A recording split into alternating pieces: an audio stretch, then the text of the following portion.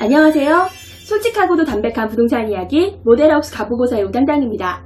친애하는 구독자와 시청자 여러분들께 컨텐츠 크리에이터로 정중한 부탁 하나 드리겠습니다. 댓글은 정말 큰 힘이 됩니다. 제가 그냥 유튜브를 볼 땐 몰랐는데 정말 큰 힘이 되는 게 맞더라고요. 그리고 꼭 구독을 하세요.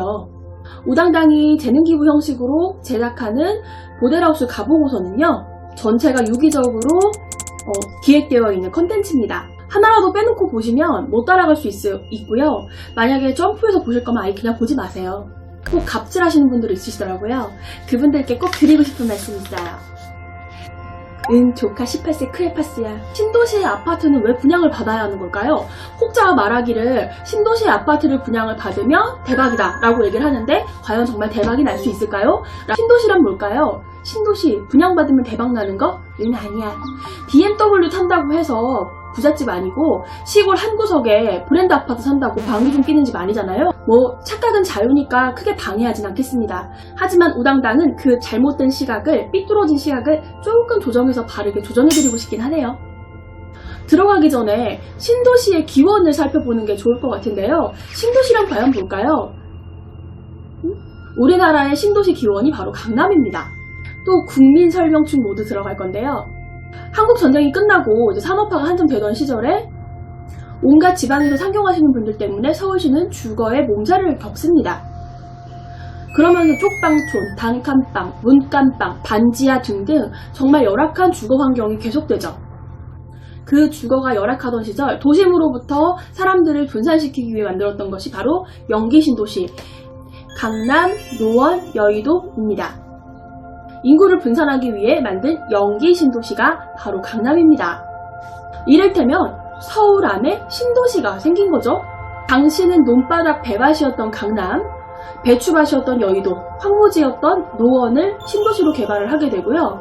분당신도시, 일산신도시 등등 1기 신도시로 인구가 이동하기 시작합니다.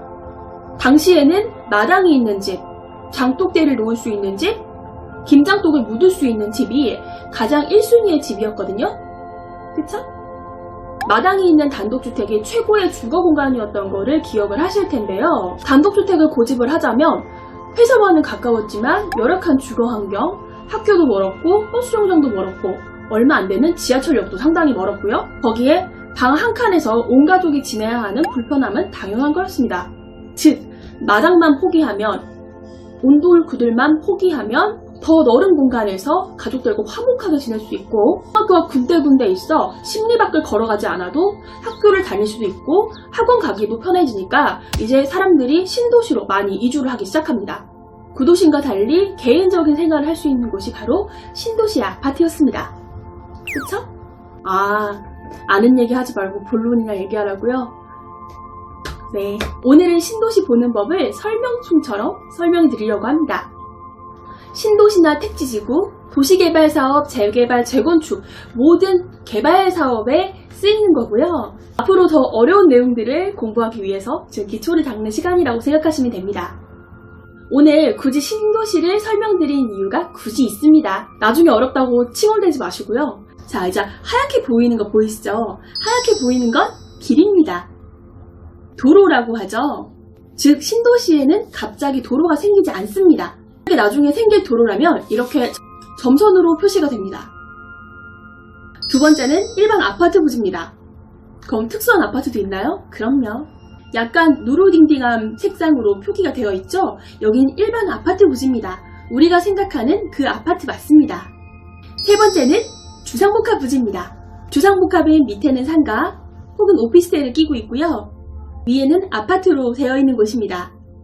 주상복합에 대한 캐스트는 향후에 또 준비가 되어 있는데요. 그때 자세하게 푸는 걸로 하고요.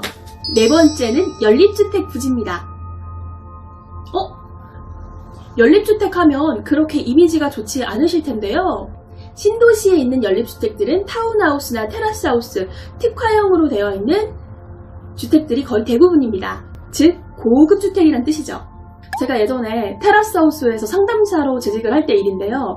어떤 분이 오셔서 이렇게 비싼 집을 연립주택으로 분양을 하는 게 맞냐, 말이 되냐 하면서 엄청나게 따지고 가셨어요. 저 그냥 1시간 동안 혼났던 것 같아요. 도대체 그들의 마음에는 무엇이 문제일까요?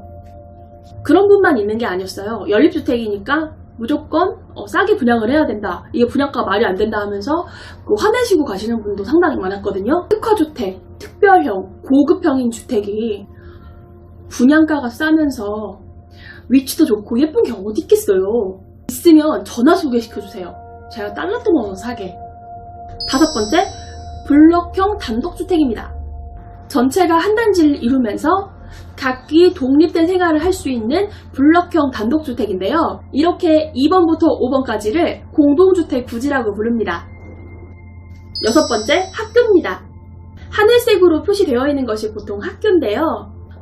신도시 같은 경우에는 LH에서 학교 부지를 설정을 해놓고요. 교육청에 그 땅을 넘겨주면 교육청에서 인구통계학적으로 조사를 합니다. 40대 대형 평형이면 아무래도 중고등학교로 염두해둘 수 있고요.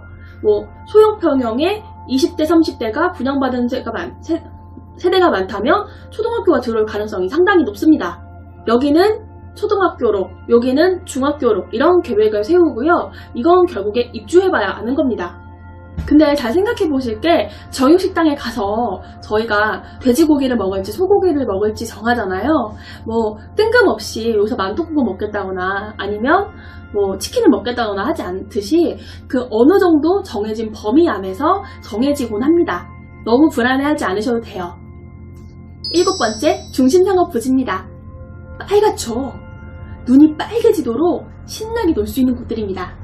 누가 봐도 시끄럽고 누가 봐도 재미있고 누가 봐도 흥미로운 것들이 들어오는 곳들인데요. 왁자지껄 친구 만나서 신나게 놀 수 있는 곳이 바로 중심상업 부지입니다. 8번째, 근린생활시설 부지입니다. 일명 근생이라고도 하는데요.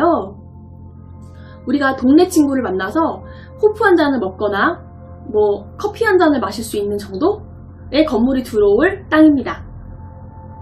혹은 집 근처라면 2층부터 5층까지 학원만 쭉 들어가 있는 상가들로 생각을 하시면 되는 건데요.